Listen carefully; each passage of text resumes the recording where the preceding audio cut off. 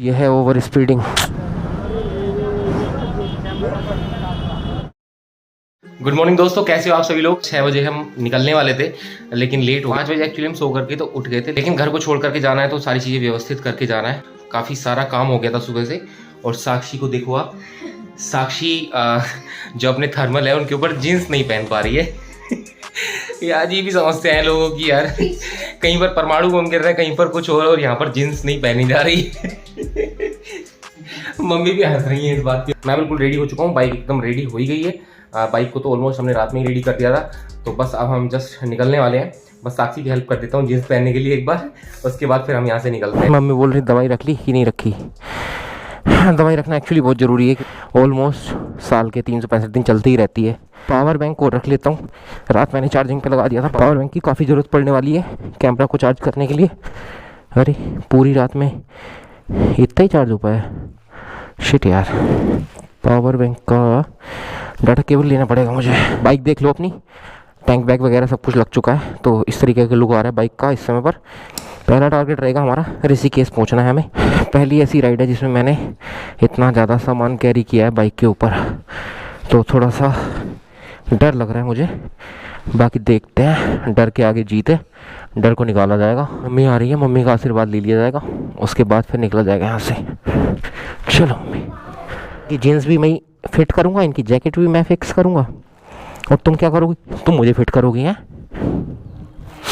हे नारायण कृपा करना, जर्नी को सही से पूरा करवाना, अगर वापस सही से आ जाए यही कामना करते हैं, सद्बुद्धि देना। ट्रिप कर देता हूँ 0। Bye mummy. तो यार देखो, सुबह का 7:02 अभी हुआ है और 8.5 किलोमीटर करीब हम लोग घर से निकल आए। अपनी जो जर्नी है अब उसको स्टार्ट करते हैं। साक्षी तुम खुश हो? साक्षी है वेरी हैप्पी।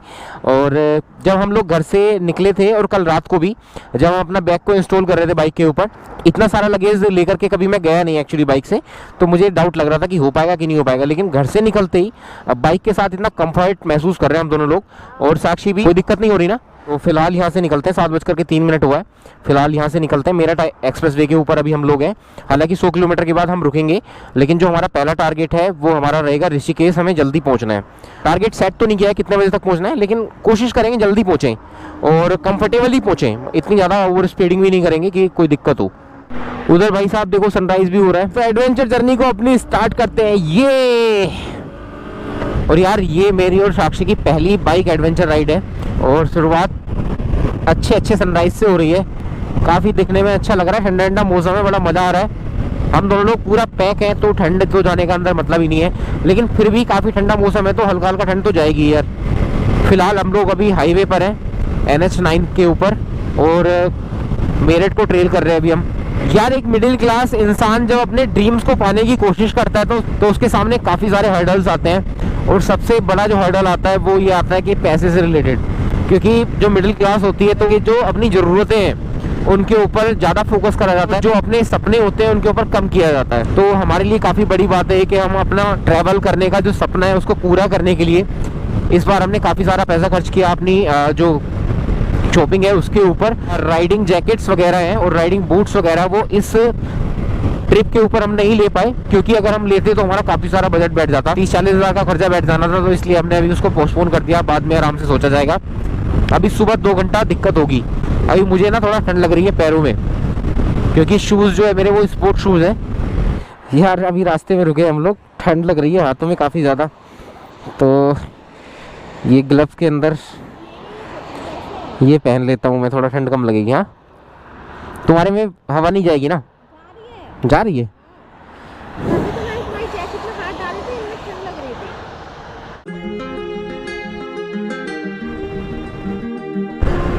तो यार 8:18 अभी हुआ है और हम लोग करीब 77.5 किलोमीटर घर से चल चुके हैं अभी तक।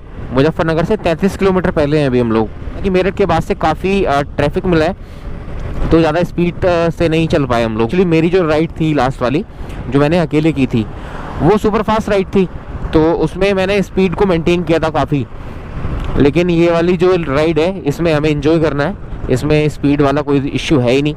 तो आराम से मस्ती में चलेंगे। We have all the time in the world to reach our destination and cover the places. अभी तक हमने आपको भी नहीं बताया कि हम लोग जा कहाँ पर रहे हैं एडवेंचर राइड पर। तो एक डेस्टिनेशन आपको मैं बता देता हूँ, अभी दूसरी का मुझे भी नहीं पता है, 2-3 कंफ्यूजन है अभी। तो सबसे पहले अभी हम लोग जाएंगे इधर से चोपता तुंगनाथ ट्रैकिंग करेंगे हम जा करके वहाँ पर। उसके बाद देखते हैं फिर कहाँ कहाँ और जा सकते हैं हम। बहुत ठंडे भाई, बहुत ठंडे है। ओफो भाई साहब, ठंड लग रही है बहुत भयंकर। साक्षी का भी पीछे से मैसेज आया कि भाई जो है अब रोक लो, कहीं पर चाय वगैरह पी जाएगी। 90 और 100 किलोमीटर के बाद हम ब्रेक लेंगे ही लेंगे। ये वाली जो हमारी ट्रिप रहेगी तो इसमें हम जो भी सारी चीज़ें रहेंगी हम सस्ता यूज़ करेंगे, और इतना भी सस्ता यूज़ नहीं करेंगे कि वो फिर हमें परेशान कर जाए, नुकसान कर जाए। मतलब कहने का मतलब ये सीधा सा कि बजट में चीज़ों को रखना है हमें, क्योंकि ये वाली जो ट्रिप है हमें बजट में करनी है। बहुत ज़्यादा हाई फाई ढाबा या ऐसी जगह पर हम लोग नहीं रुकने वाले अभी, सिंपल सी जगह पर कहीं पर रुकेंगे आराम से। तो साक्षी, ठंड तो नहीं लग रही ना तुम्हें? बिल्कुल भी नहीं लग रही।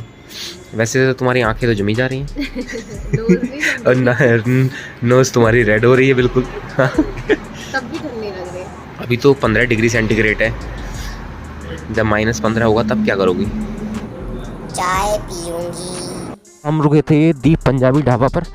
यहाँ पर हमने चाय पी एक और पनीर पकोड़ा खाया। उसके बाद अब यहाँ से निकलने का टाइम हो गया, क्योंकि टाइम भी काफ़ी एक्चुअली हो गया है, 9:15 तकरीबन बज रहा होगा। अभी 90 किलोमीटर चल चुके हैं हम लोग। नेक्स्ट स्टॉप हमारा होगा वो या तो हरिद्वार होगा या तो फिर ऋषिकेश होगा सीधा। यार चाय वगैरह पी ली, पकोड़ा खा लिया, तो अब ना ठंड भी नहीं लग रही है। नहीं तो हाथ पैर काँप रहे थे उस समय पर। जो लगेज है काफ़ी, उसके साथ में थोड़ा कंफर्टेबल फील करना चाहता था। आदत नहीं है ना इतने सारे सामान की एक साथ में लेकर के चलने की। अब जैसे कि मान लो कि बड़ा व्हीकल कोई निकलता है बगल से, तो उसमें क्या होता है फिर हवा लगती है, तो फिर वो थोड़ा बाइक इधर से उधर डगमगाती है। तो मैं कोशिश करता हूँ कि कोई मुझे ओवरटेक ना करे, पहली चीज़ तो इस वजह से थोड़ा टाइम लग गया। अब थोड़ा हाथ सेट हो गया है।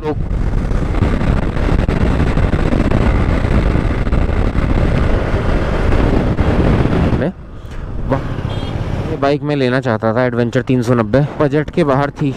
मेंटेनेंस कॉस्ट वगैरह ये सब सोचते हुए मैंने फ़िलहाल नहीं लिया इसको। ऐसे उछल के गिर गया। गाड़ी रॉन्ग साइड थी, बस पीछे पे थी, पीछे से हम लोग थे, तो गाड़ी ने पता नहीं कौन सी स्पीड नीचे गई। यह है ओवर स्पीडिंग।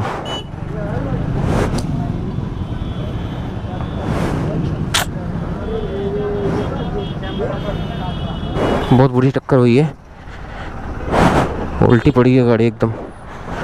अरे गाड़ी पलटी पड़ी, पूरा उल्टी पड़ी है, उल्टी। लोग बता रहे हैं कि ज़्यादा चोट नहीं आई है, बच गए। चोट तो खैर आई होगी, सावधानी हटी, दुर्घटना घटी, और वो भी रोंग साइड से। बोल रहे हैं कि बंदे जो भी थे गाड़ी के अंदर वो लोग सेफ हैं, लेकिन चोट तो आई होगी यार। और गाड़ी का नुकसान वो अलग से, उल्टा पड़ी है गाड़ी एकदम से। ध्यान से चलो भाई लोग, घर पर आपका कोई ना कोई तो इंतज़ार कर ही रहा होगा। जब हम लोग अपने घर से बाहर निकलते हैं, बहुत सारे इंसिडेंट ऐसे हमें देखने को मिलते हैं जो हमारे लिए काफ़ी नए होते हैं, और काफ़ी ऐसे इंसिडेंट होते हैं जिनको देख करके मतलब हमारा दिल भी रो उठता है। अभी साक्षी पीछे बैठी है, तो मैं तो फिर भी यार मतलब मेरा मन पक्का है काफ़ी, लेकिन साक्षी को बड़ा दुख हो रहा है। हालांकि किसी को जान का खतरा नहीं हुआ है, लेकिन फिर भी यार ऐसे जो हादसे होते हैं वो इंसान को ब्रेक कर देते हैं। कॉन्फिडेंस इंसान का लो हो जाता है उस एक्सीडेंट या इंसिडेंट के बाद में। तो मेन हरिद्वार सिटी यहाँ से तकरीबन 10 किलोमीटर के आसपास है। 10:58 हुआ है अभी, तो करीब 1.5 घंटा हो गया है हमें रेगुलर बाइक चलाते हुए। तो यार पहाड़ों की पहली झलक दिख गई है। इधर की तरफ वाला जो रास्ता है ये वाला, ये चला जाता है बस स्टॉप और रेलवे स्टेशन के लिए। Haridwar bus stop, Haridwar railway station. और ये देखो आइकॉनिक यहाँ का ओम, ये एक अलग ही नज़ारा है इस ब्रिज का। बस आगे जा कर के जो शिव जी की एक स्टेचू है वो भी काफ़ी सुंदर लगती है। सामने जो टेम्पल दिख रहा है पहाड़ी की चोटी पर, वो मनसा देवी का टेम्पल है। एक बार जा चुका हूँ वहाँ पर, तकरीबन 3-3.5 किलोमीटर की चढ़ाई है, और वहाँ से जो हरिद्वार सिटी का नज़ारा है काफ़ी सुंदर आता है। गंगा जी का फ्लो देख लो, वाह क्या नज़ारा है यार। ये है शिव जी की स्टेचू जिसकी मैं बात कर रहा था। अब मुझे कहीं पर रोकना है और साक्षी को पानी पिलाना है। साक्षी को एक्चुअली प्यास लगी थी बहुत तेज़। हरिद्वार से निकलने में हमें 11:30 बज गया, जो कि मैंने एक्सपेक्ट नहीं किया था। मुझे लगा था कि 10 बजे तक हम हरिद्वार पहुंच जाएंगे, 1.5 घंटा हम लेट हैं ऑलरेडी। तो आज तो हम नहीं पहुंच पाएंगे अपने डेस्टिनेशन पर, ये तो कंफर्म है। तो भाई साहब ऋषिकेश तो हम लोग पहुंच चुके हैं। 8 किलोमीटर के आसपास हमें ऐसे ही चलना है, उसके बाद फिर हिल्स वाली रोड स्टार्ट हो जाएंगी। तो भाई साहब 210 किलोमीटर हम चले हैं और 210 किलोमीटर में अभी हमने जो रिफ्यूल करा है वो 336 रुपये का करा है। कल शाम को मैंने तकरीबन 950 का पेट्रोल भरा लिया था। श्रीनगर वाला रूट है ये, 111 किलोमीटर है श्रीनगर यहाँ से। 2018 में लास्ट टाइम जब मैं चोपता आया था उस समय पर रास्ते इतने ज़्यादा टूटे हुए थे, वो हाईवेज बन रहे थे। अभी काफ़ी अच्छा रास्ता है तो काफ़ी अच्छा लग रहा है। ऋषिकेश, टिहरी, बद्रीनाथ, यही है ना। वैसे तो डबल लेन हाईवे है, लेकिन जिस तरीके से पहाड़ ये टूटे हुए नज़र आ रहे हैं मुझे, आने वाले कुछ सालों में इसको 4 लेन हाईवे बना दिया जाएगा, इसलिए शायद इनको तोड़ा जा रहा है धीरे धीरे। लास्ट टाइम जब हम ऋषिकेश आए थे तो हम यहाँ पर आए थे शिवपुरी। और यार ऋषिकेश के अंदर जो रिवर राफ्टिंग होती है, यहाँ से जो गंगा जी जा रही है तो इसी में रिवर राफ्टिंग करते हैं लोग। और यहाँ तक मतलब शिवपुरी के भी 4-5 किलोमीटर आगे तक वो जो बोट्स हैं वो लेकर के आते हैं और फिर यहाँ से वो रिवर के अंदर जाते हैं। श्रीनगर से तकरीबन 60 किलोमीटर के आसपास पहले अभी हम लोग रुके हैं और यहाँ पर काफ़ी अच्छा नज़ारा है। तो यहाँ पर हमने सोचा कि रुक करके यहाँ पर थोड़ा सा फ़ोटो वगैरह ले लिया जाए। और ये मैंने नहीं बोला, ये साक्षी ने बोला। साक्षी को जहाँ पर भी कुछ अच्छी जगह नज़र आती है वहाँ पर इसको लगता है कि यहाँ पर रुक करके फ़ोटो वगैरह इसको ले लेना चाहिए। जब हम ऋषिकेश के आसपास थे तो वहाँ पर साक्षी को बिल्कुल भी अच्छा नहीं लग रहा था। फर्स्ट टाइम ये होता है क्योंकि वहाँ की जो पहाड़ियाँ हैं उनके अंदर मिट्टी ज़्यादा है और इधर की जो पहाड़ियाँ हैं अब यहाँ से रॉकी हिल्स स्टार्ट हो गई हैं तो वहाँ पर धूल वगैरह ज़्यादा थी। तो साक्षी बोल रही थी यहाँ पर तो कुछ सुंदर सा ही नहीं लग रहा है। तो यहाँ पर अभी क्या है, यहाँ पर एकदम क्लीन इन्वायरमेंट होता चला जा रहा है। तो जो असली पहाड़ों का मज़ा है वो अब यहाँ से स्टार्ट होने वाला है। तो आगे की जर्नी को एंजॉय करते हैं और आगे की जर्नी को आप भी हमारे साथ वर्चुअली एंजॉय कीजिए। नज़ारा देखो इस जगह, कितना सुंदर नज़ारा है, काफ़ी सुंदर लग रहा है। और अभी तो थोड़ा इतना ठंडा मौसम नहीं है, अभी नवंबर ही चल रहा है, दिसंबर के महीने में काफ़ी ठंडा रहेगा यहाँ पर। तो हो गया तुम्हारा फोटो सेशन, हो गया, खींच लिया सब कुछ, रील वील सब ले लिया, अब चला जाए। भूख लगी है तो कहीं पर रोक करके पहले खाएंगे, श्रीनगर से पहले ही खा लेंगे, उसके बाद फिर आगे बढ़ेंगे। अभी हमने ये डिसाइड नहीं किया कि हमें रात को स्टे कहाँ पर करना है। 54% बैटरी रह गई है गोप्रो के अंदर, जब खाएंगे तो कुछ चार्जिंग पे लगा देंगे। एक साक्षी को बैग का कंफ्यूजन हो रहा था कि बैग शायद हमारे ढीले हो गए, तो वो भी हमने चेक कर लिया, सब कुछ सेफ है, सब कुछ सही है।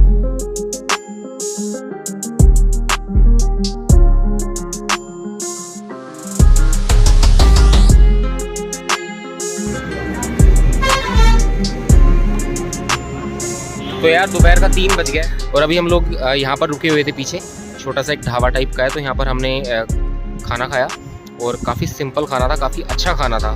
ऐसे ही खाने की ज़रूरत है इस राइड के ऊपर, क्योंकि ज़्यादा हैवी और स्पाइसी खाना बिल्कुल भी नहीं खाना है। अभी तक की जो हमारी राइड रही उसमें हमने 263 किलोमीटर कवर किया है सुबह 7 बजे से लेकर के अभी तक, तो ठीक ठाक है। और साक्षी बोल रही है कि अब 2 घंटे से ज़्यादा चलने की हिम्मत नहीं है उसकी। आज शाम का स्टॉप लेना है, जो हमारी डेस्टिनेशन रहेगी, या तो अगस्त्यमुनि हम रुकेंगे, अगस्त्यमुनि यहाँ से लगेगा 2.25 घंटा और 2 घंटा लगेगा देवप्रयाग के लिए। तो इन दोनों में से कहीं पर हम रुक जाएंगे जहाँ पर कंफर्टेबल हम लोगों को रहेगा। फ़िलहाल अभी यहाँ से निकलते हैं और यहाँ से तकरीबन 100 किलोमीटर के आसपास पड़ेगा अगस्त्यमुनि और 80 किलोमीटर के आसपास पड़ेगा हमें देवप्रयाग।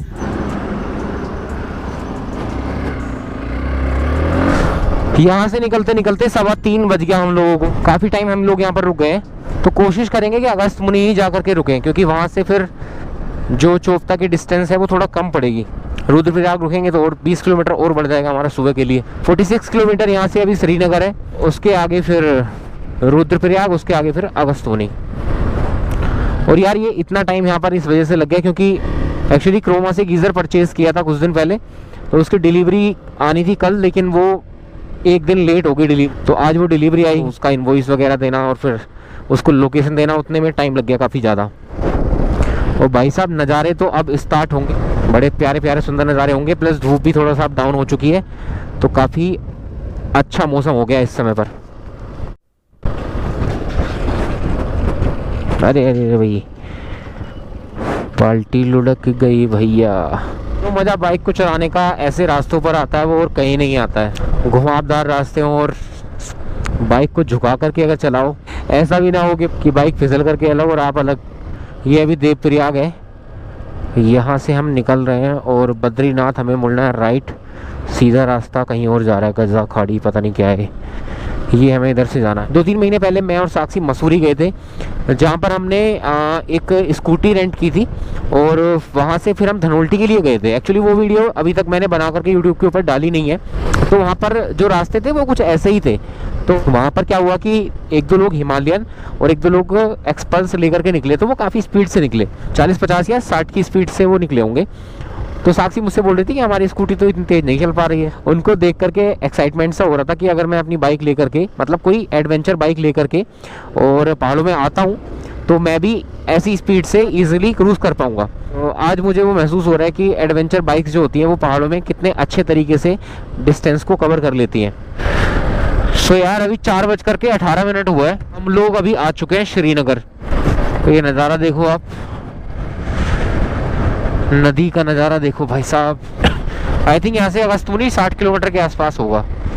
तो यार श्रीनगर से रुद्रप्रयाग पड़ता है तकरीबन 36 किलोमीटर के आसपास। हमारे पास है तकरीबन 1 घंटा अभी यहाँ से।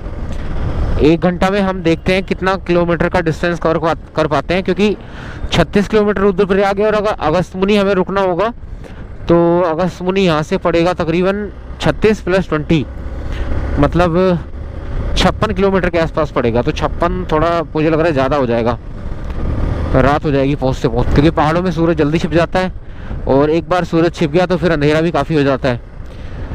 बोलते हैं ना पहाड़ों की जो शाम होती है तो बहुत तेज़ी से होती है। तो इसलिए हमें या तो रुद्रप्रयाग स्टे करना पड़ेगा अगर हमसे डिस्टेंस कवर नहीं हो पाती है अगस्तमुनी तक की। और अगस्तमुनी मैं केवल और केवल इसलिए बोल रहा हूँ ताकि कल का जो हमारा डिस्टेंस है सुबह का वो इतना रहे, ताकि जहाँ से सुबह अगर जल्दी निकलते हैं तो उसके बाद हम जा कर के तुंगनाथ की जो ट्रैकिंग है वो कर पाएँ।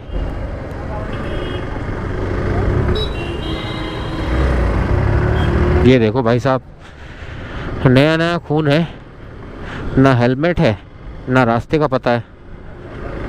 सही है बॉस, खून को इंसान को अपने शरीर में इतना दौड़ाना चाहिए कि वो बाहर ना निकल पाए। जब बाहर निकल जाएगा तो फिर आप में बचेगा क्या। गाइस ये सामने जो मंदिर आप देख रहे हो ये धारी देवी टेम्पल है और यहाँ का नज़ारा देखो यार आप, कितना खूबसूरत नज़ारा है ये, बहुत सुंदर। धारी देवी टेम्पल के आसपास की खास बात क्या है, यहाँ पर अभी तो खैर पानी चल रहा है काफ़ी। जब यहाँ पर कम पानी होता है तो साइड में रिवर बीच बन जाता है, तो यहाँ पर लोग आराम से नहाते हैं या घूमते फिरते भी हैं आराम से। यहाँ पर काफ़ी अच्छा रहता है, यहाँ पर काफ़ी भीड़ भी रहती है। और रुद्रप्रयाग यहाँ से अब 16 किलोमीटर है और अब साक्षी बोल रही है कि भाई अब मेरे बस की बात नहीं है तो अब तुम रुद्रप्रयाग में रोक लेना। तो हम जा कर के अभी रुक जाएंगे रुद्रप्रयाग में। पहले जा कर के हमें होटल सर्च करना पड़ेगा। और यार रुद्रप्रयाग में जा कर के जो हम होटल सर्च करेंगे, ज़्यादा महंगा नहीं सर्च करेंगे, 1000 रुपये के आसपास तक की रेंज का होटल सर्च करेंगे, क्योंकि बजट में होना बहुत ज़रूरी है इस बजट ट्रिप को करने के लिए। भाई साहब यहाँ पर लगता है कि या तो लग रहा है कि यहाँ पर ये रास्ते तोड़े जा रहे हैं डायनामाइट लगा करके।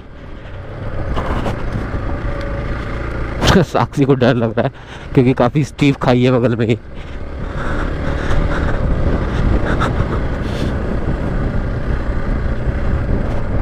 यहाँ पर मौसम काफ़ी ठंडा है वैसे, मजा आने वाला है। और पहाड़ों में आया ही इसलिए जाता है यार, ठंडा मौसम मिले। ये नीचे वाला रास्ता केदारनाथ जाता है।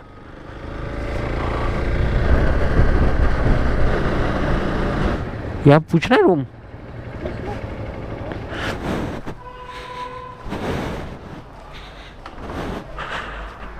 पार्किंग नीचे है क्या?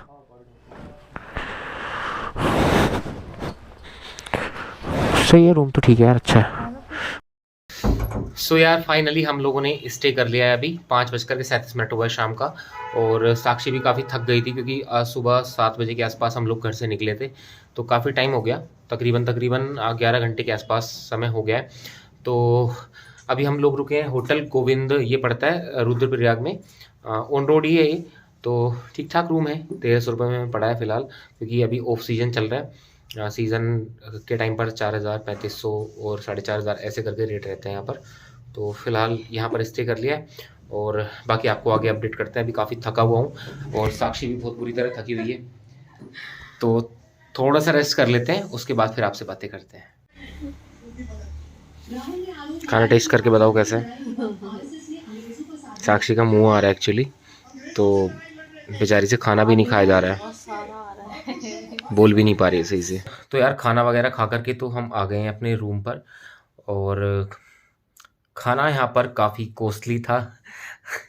जितने भी इस तरीके के रेस्टोरेंट्स वगैरह होते हैं कहीं पर भी, किसी भी सिटी के अंदर, वहाँ पर खाना कॉस्टली मिलता ही है। और अगर आप खाना थाली में ले रहे हो तो आपको सस्ता मिल जाएगा, और अगर आप सेपरेट करके लेते हो तो आपको कॉस्टली पड़ता है। एक कढ़ाई पनीर और 4-5 रोटी शायद हमने ली थी, और एक राइस हमें पड़ा 450 रुपये का। खैर कोई नहीं, खाना हमने उनसे पहले ही बोल दिया था कि स्पाइसी नहीं चाहिए हमें खाना, तो उन्होंने सिंपल ही बना करके दिया था। और सिंपल हमने बनवाया था साक्षी की वजह से, क्योंकि मैडम का मुंह आ रहा है, और मैंने इससे बोला था 4 दिन पहले कि इसकी मेडिसिन ले लो, कहीं ट्रिप पर जा करके तुम अपने खाने पीने का मज़ा बेकार ना कर लो। अरे नहीं, मैंने तुम्हें खुशी के दिन दिया, क्योंकि मैं बोल नहीं पा रही आजकल ज़्यादा, तो लोग कहते हैं ना बीबी चुप रहे तो हस्बैंड खुश रहता है। अच्छा। लेकिन यहाँ पर क्या है, यहाँ पर उल्टा है। मतलब मुझे साक्षी थोड़ा कम बोलती है, तो मुझे क्या लगता है कि ज़्यादा से ज़्यादा बोले तो मुझे अच्छा लगता है, और मैं थोड़ा ज़्यादा बोलता हूँ। तो भगवान ने बिल्कुल। अब कल के प्लान की बात कर लेते हैं। पहले तो जो हमारा प्लान था वो ये था कि हम कल जाएंगे चोपता। कल हम चोपता पहुंच जाएंगे सुबह, तो ट्रैक वगैरह कर लेंगे। लेकिन क्या है कि अगर हम सारी डेस्टिनेशन जाने में ही कवर कर लेंगे तो फिर आने में हमें थोड़ी बोरियत होगी। तो अभी हम लोगों ने ये प्लान किया है कि कल हम यहाँ से सीधा जाएंगे जोशीमठ की तरफ, और वहाँ से या तो हम नीति विलेज की तरफ जाएंगे, या तो फिर माना विलेज, या तो फिर माना की तरफ जाएंगे। और एक बार देख लेंगे कि वहाँ का जो रास्ता है कहीं बंद तो नहीं हुआ है, क्योंकि अगर ज़्यादा बर्फ़ पड़ रही होगी तो फिर उधर जाना सही नहीं रहेगा। तो कल हम पहले जोशीमठ की तरफ जाएंगे, वहाँ से फिर जब हम लोग वापसी में आएंगे तब फिर हम चोपता और तुंगनाथ वाली जो जर्नी है उसको हम कंप्लीट करेंगे। यार इस व्लॉग को अब यहीं पर एंड करते हैं, क्योंकि थक गए हम लोग काफ़ी, और कल रात में हम सोए भी नहीं थे सही से। कल रात को हम 12:30 बजे सोए थे, और सुबह हम उठ गए थे 5 बजे के आसपास। 5 बजे का मैंने अलार्म लगाया था। तो फिलहाल अभी सोने के लिए जाते हैं, और आपसे मिलते हैं नेक्स्ट व्लॉग में। तब तक के लिए बाय बाय।